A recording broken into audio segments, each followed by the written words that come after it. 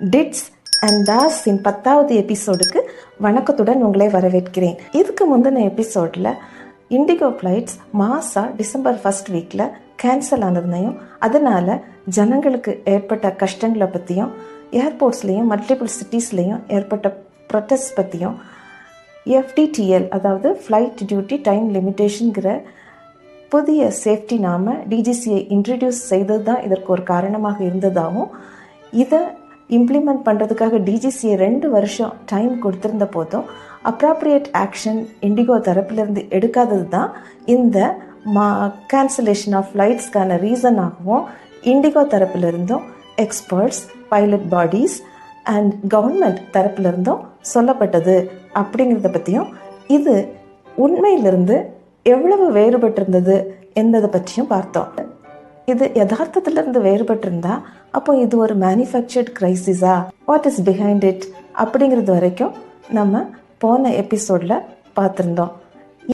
இந்த manufactured கிரைசிஸ்க்கான probable reason என்னவா இருக்கும், இதனால இந்தியன் ஏவியேஷன் செக்டரில் எவ்வளோ பெரிய சேஞ்சஸ் வரலாம், இந்த சேஞ்சஸ்னால ஜென்ரல் பப்ளிக் எப்படியெல்லாம் அஃபெக்ட் ஆவாங்க அப்படிங்கிறத பற்றி இந்த எபிசோடில் நம்ம பார்க்கலாம். இந்த மேனுஃபேக்சர் கிரைசிஸ்க்கு ரீசன் என்னவா இருக்கணும்னு தெரிஞ்சுக்கணுன்னா நம்ம முதலாவது இந்தியன் ஏவியேஷன் செக்டரில் பேசஞ்சர் க்ரோத் ஃப்ரம் 1995லேருந்து இப்போ வரைக்கும் எப்படி இருந்திருக்குது அண்ட் 2035 என்னவாக இருக்கலாம் அப்படிங்கிறத நம்ம தெரிஞ்சுக்கணும். இதுக்காக இந்த பார் சார்ட்டை நம்ம பார்க்கலாம். 1995 18 மில்லியன் டொமஸ்டிக் பேசஞ்சர்ஸ் இந்தியாவில் இருந்திருக்காங்க. இது ஆஃப்டர் 10 இயர்ஸ் 2005 73.35 மில்லியனாக உயர்ந்திருக்கிறாங்க.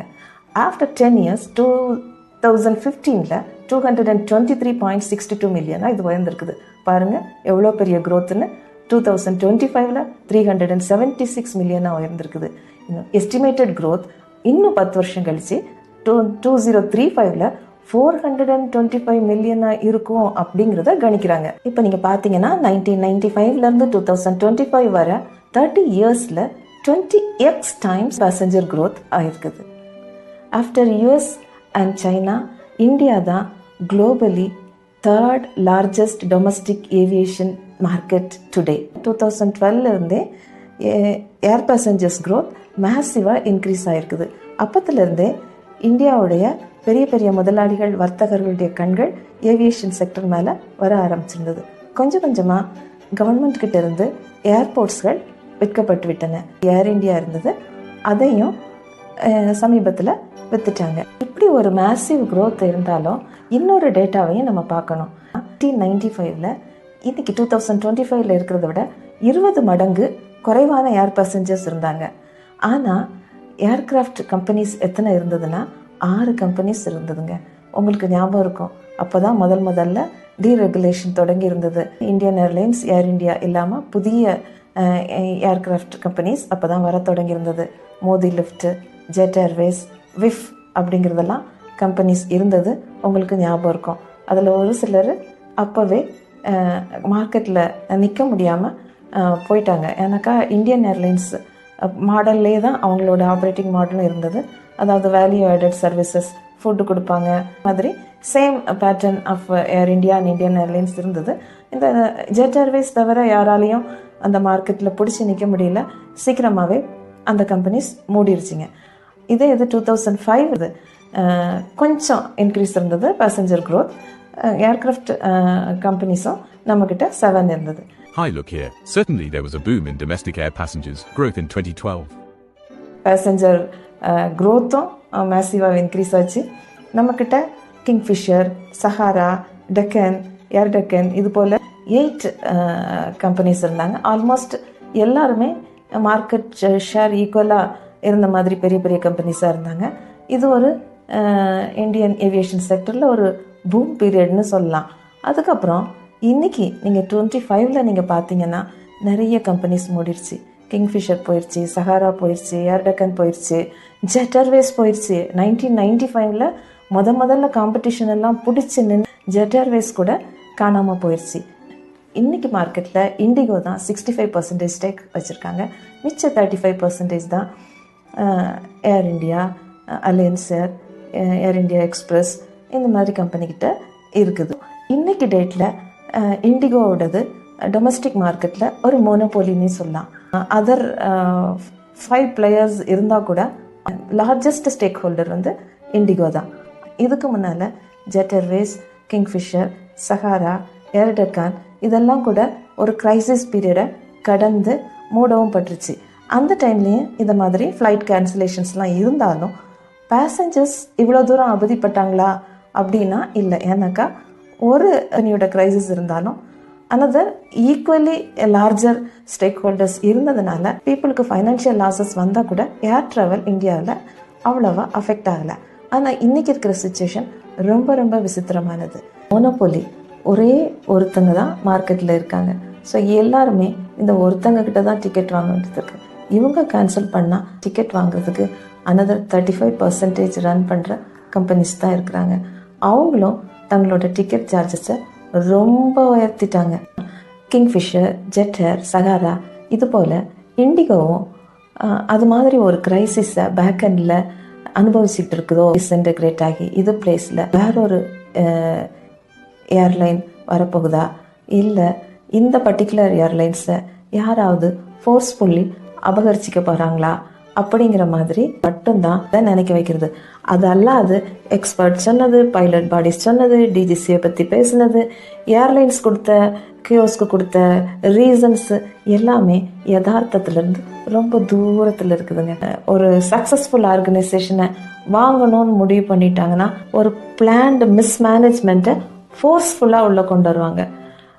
அப்போது சிஸ்டம் கொலாப்சிங்க்கு உள்ள சிச்சுவேஷனை ஃபோர்ஸ்ஃபுல்லாக நிர்வாகத்தை செய்ய வைப்பாங்க. அதுக்கப்புறம் அந்த நிர்வாகம் தடுமாறும் போது ஆப்ரேஷன் தடுமாறு, மீடியா நாய்ஸ் வரும், தென் பப்ளிக் கிரை வரும், ப்ரொட்டஸ்ட் வரும், தென் அது மேலே பெனால்ட்டி வரும். வந்த உடனே அவங்களால பே பண்ண முடியாது, தென் ஃபைனான்ஷியல் கிரைசிஸ் வரும், தென் ஃபைனலி என்டையர்லி கொலாப்ஸ் ஆயிரும். இதெல்லாம் எப்படின்னா அப்படியே சின்ன சின்ன பாக்ஸஸ் வச்சு கட்டியிருக்கிற வீடு மாதிரி. அதுலேருந்து ஒரு பிரிக்கை உருவி எடுத்தால் போதும், அது சுற்றி இருக்கிற 10 பிரிக்ஸ் படார்னோலும் அப்புறம் அனதர் 10 பிரிக்ஸ் படார்னோலும் அப்படியே வந்து ஒரு டைமில் அப்படி இந்த பில்டிங் அப்படியே கொலாப்ஸ் ஆகிற மாதிரி தான் இந்த கேசஸும். Honourable minister of civil aviation கூட இந்த கிரைசிஸ்க்கு இண்டிகோ தான் பொறுப்பணும், அந்த கிரைசிஸ்க்காக அவங்க மேலே ஸ்ட்ரிக்ட் ஆக்ஷன் எடுக்கப்படணும் சொல்லியிருக்காங்க. ரெஸ்ட்ரிக்ஷன்ஸ் கொண்டு வருவாங்க, பெனால்ட்டி போடுவாங்க. அவங்களால ஆப்ரேஷன்ஸை சக்ஸஸ்ஃபுல்லாக நடத்த முடியாது, பெனால்ட்டி ஹெவி அமௌண்ட்டை பே பண்ணும்போது இதுவரைக்கும் இல்லாத ஃபைனான்ஷியல் கிரைசிஸை பார்க்கும்படி வரும். ஏவியேஷன் ஃபியூவல் சப்ளையர் சொல்லுவார், எனக்கு இவ்வளோ டியூ இருக்குது, இத்தனை க்ரோர்ஸ் டியூ இருக்குதுன்னு. அப்புறம் தான் ஏர்போர்ட் ஆப்ரேட்டர்ஸ் சொல்ல வருவாங்க. கொஞ்சமாக முந்திலாம் ஏர்போர்ட்ஸ் அத்தாரிட்டி ஆஃப் இந்தியா மட்டும்தான் இருந்தது, இப்போ நிறைய ப்ரைவேட் ஏர்போர்ட் ஆப்ரேட்டர்ஸ் தான் இருக்காங்க. அவங்களாம் சொல்லுவாங்க, எனக்கு லேண்டிங் சார்ஜஸ் இவ்வளோ டியூ இருக்குதுன்னு. ஃபைனான்ஷியல் கிரைசிஸ் தொடங்கும்.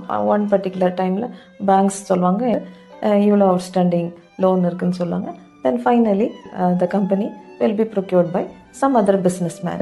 இந்த பார் சார்ட்டை பார்க்கும்போதே உங்களுக்கு தெரியும் இன்டர்குளோப் ஏவியேஷனோட ஷேர் ப்ரைஸ் எவ்வளவா இருந்திருக்குது, கிரைசிஸ்க்கு அப்புறம் அது எவ்வளவா குறைஞ்சிருக்குங்கிறத பார்க்கலாம். ஒரு சின்ன ஸ்டார்ட் அப் ஆரம்பித்து 2006 ஒரு லார்ஜஸ்ட் கம்பெனியாக மாறி இன்னைக்கு வரைக்கும் கன்சிஸ்டண்ட்டாக ப்ராஃபிட்டே பார்த்துட்டு வந்துட்டு இருக்கிற ஒரு கம்பெனி, ஒரு சக்ஸஸ்ஃபுல் பிஸ்னஸ் மாடல். இந்த ரீசன்ட் ஃப்ளைட் கேன்சலேஷன் கிரைசிஸில் ஷேர் ப்ரைஸஸ் எப்படி சிக்னிஃபிகண்ட்டாக டவுன் ஆகிருக்குது அப்படிங்கிறத பார்க்குறோம். ப்ரீ கிரைசிஸ் பீரியடில் இண்டிகோ விமான நிறுவனத்தினுடைய நிதி நிலைமை ரொம்பவும் உச்ச நிலைமையிலேயே காணப்பட்டது.